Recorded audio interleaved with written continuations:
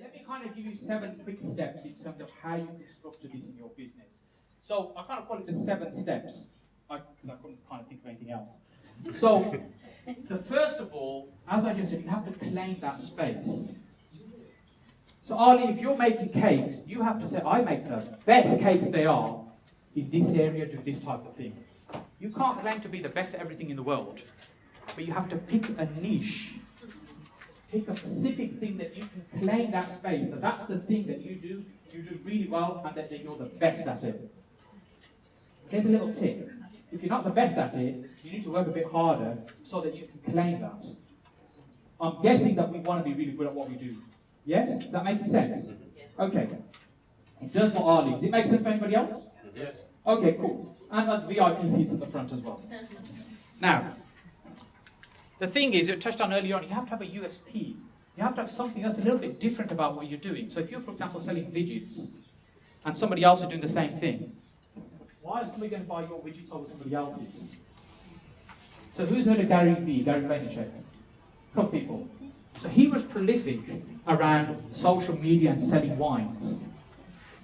So what he was selling the same product somebody else was selling. So what was different? Why was he doing millions and millions of dollars of turnover compared to somebody else? Because he'd add value.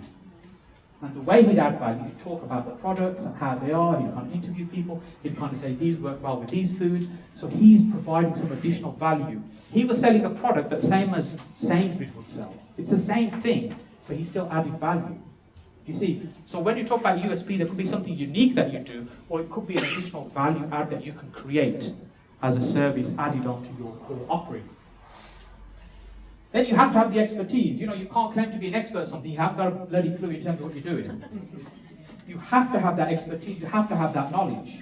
You have to be good at what you're doing. You have to learn to master your art, your field, your subject.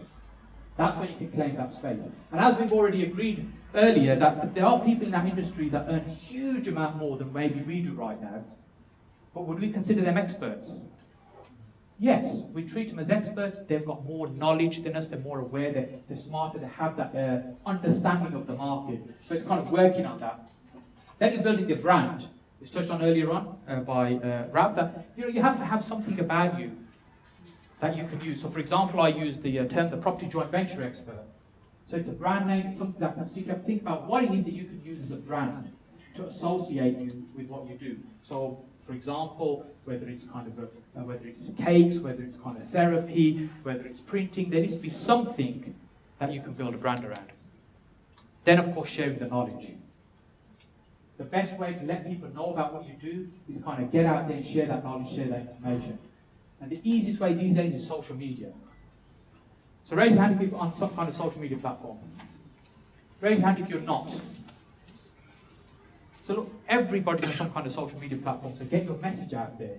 And if you're quite comfortable writing lots of articles and blogs, do that. If you're happy sitting in front of a camera, kind of doing videos, do that. Whatever it is, just get out there and share your information. Talk about what you do. Get active on forums, on groups.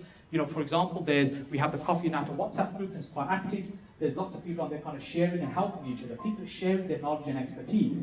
If I have a question around marketing or branding, and somebody's constantly contributing in that way on that subject, in my mind, are they perceived as an expert? Yes. Yes, they're constantly adding value. And that's what you need to do. You need to be constantly sharing that knowledge that you've accumulated. And pricing I'm going to talk about in just a moment. Particularly the people who kind of think pricing, the only way to build a business is to undercut somebody else. Now, of course, tell everybody what you do. And like I said, social media is the best way to do that. You kind of get out there, share, tell people what you do. What is it that you do? So if I said to you, at 3 o'clock in the morning, I threw a bucket of water on your face and you got up and I said, what is it you do, what do you stand for? You should just roll off your tongue. You might give me a slap and say, what are you doing in my bedroom at 3 o'clock in the morning? That's a different story. What I'm saying, you should be able to jump out and say, this is what I do, and this is what I stand for, and this is why it's important to me. And do you think the people that have the biggest drive and the passion, they're the ones that succeed the most? Absolutely. If you've got a burning desire in terms of why something's important for you, why you want to do that. Somebody mentioned earlier about having money so you can spend time with your family. For me that's critically important. If if we're doing the things we're doing it for a reason. If one of the reasons we do it is to spend time with the family, but we spend all our time working with them, how does that fit together? And I've been in that position as well. So I'm kind of sharing my experience with you.